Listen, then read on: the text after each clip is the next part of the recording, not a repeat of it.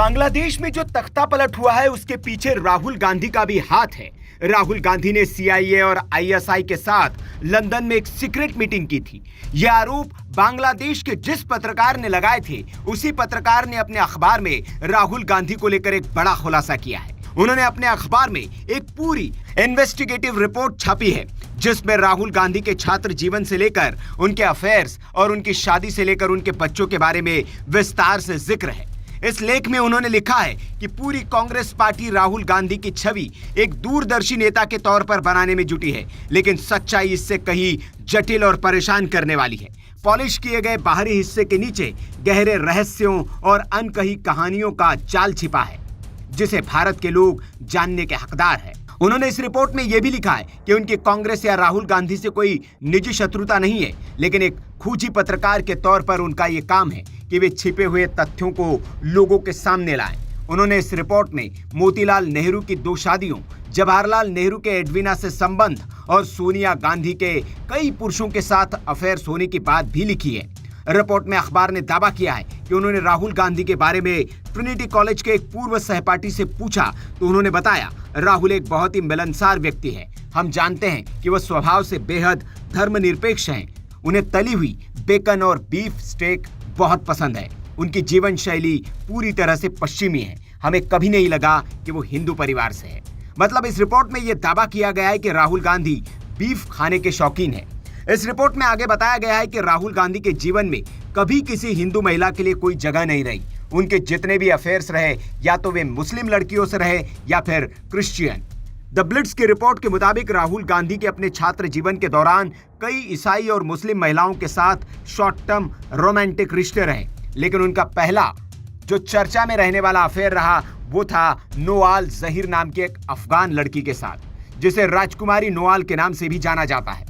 उनके पिता प्रिंस मोहम्मद दाऊद पश्तून यार खान काबुल में एस्टकलाल हाई स्कूल और सैन्य अकादमी में शिक्षित हुए थे।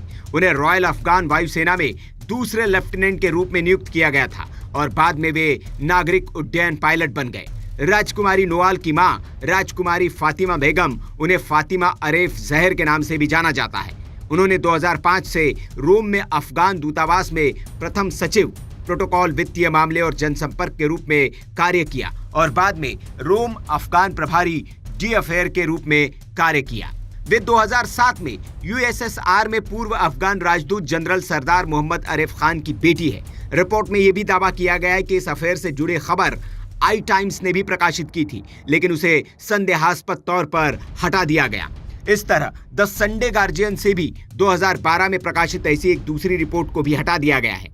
राजकुमारी नोआल जहीर अफगानिस्तान के राजा मोहम्मद जहीर शाह की पोती है, जिन्होंने 1933 से 1973 तक अफगानिस्तान पर शासन किया था।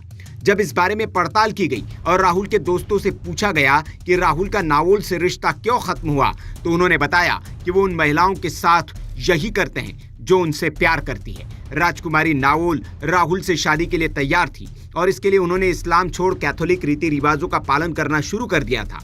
वे राहुल गांधी के साथ अक्सर इटली में सोनिया गांधी के घर चैपल में प्रार्थना किया करती थी। वहीं इस रिपोर्ट में एक दूसरे सूत्र का हवाला देते हुए जिक्र किया गया है कि राहुल और नोआल के बीच संबंध तब खराब हो गए जब वो गर्भवती हो गई और राहुल ने जोर देकर कहा कि वो गर्भपात करा ले। इससे नोआल को बहुत दुख हुआ और उसने राहुल को विश्वासघाती मानते हुए रिश्ता खत्म करने का फैसला किया। इसके बाद राजकुमारी नोआल जहीर ने 2013 में मिस्र के राजकुमार मोहम्मद अली से शादी कर ली।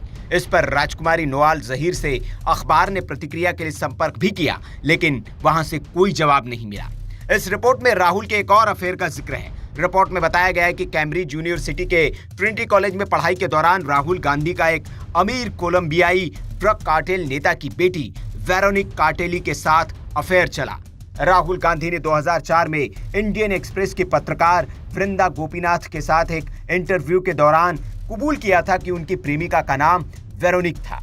हालांकि उन्होंने भ्रामक रूप से उसे स्पेनिश मूल की और पेशे से एक आर्किटेक्ट बताया था।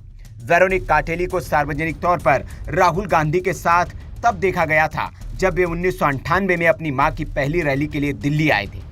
इसके बाद उनको कई बार राहुल के साथ देखा गया। रिपोर्ट में दावा किया गया है कि अप्रैल 2019 में यह पता चला कि राहुल गांधी विदेश में एक और नाम राहुल विंची का इस्तेमाल करते हैं और वेरोनिक काटिली उर्फ जुआनिता विंसी के साथ उनके 2 बच्चे हैं।